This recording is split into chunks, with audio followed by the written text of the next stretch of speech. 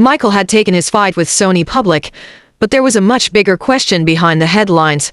If Michael left Sony, what would happen to his music? Michael's recording contract with Sony was still in effect, and according to contemporary reports, he still had obligations under that agreement. But Michael wanted out. Contemporary reporting said Jackson was under contract through 2004 and still owed Sony material for a greatest hits and box set package. The problem was, leaving Sony didn't simply mean walking away with everything. His contract gave Sony rights over his master recordings for a period of time. Contemporary reporting stated Sony could retain Jackson's master recordings until 2010 under the then existing contractual arrangements. And that made the fight much more complicated, because Michael wasn't just trying to leave a record company, he wanted control over the music he'd already made. But then there was something even bigger. Sony ATV Music Publishing. Remember, Michael owned 50% of it. Sony or ATV controlled a massive catalog, including hundreds of Beatles songs. Michael's half of the company was incredibly valuable.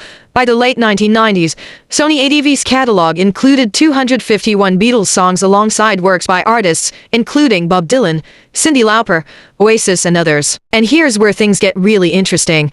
As Michael fought Sony publicly, there was speculation that his Sony or ATV stake could become part of the financial negotiations. Michael needed money.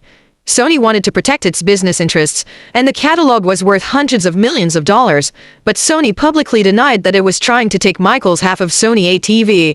Contemporary reporting in June 2002 said there was industry speculation that Sony might seek Jackson's share of Sony or ATV, while Sony executives denied having discussions with him about his publishing assets. So now there were two completely different battles happening at once. Michael was fighting over his recording relationship with Sony, while his ownership stake in Sony or ATV remained one of his most valuable assets. And Michael wasn't backing down. He wanted to leave Sony. He wanted greater control over his work, and he continued accusing the record industry of unfairly treating artists. Michael publicly criticized record company accounting and argued for greater financial fairness for artists during his 2002 campaign. Sony, meanwhile, maintained that Michael was free to leave when his contractual obligations were fulfilled.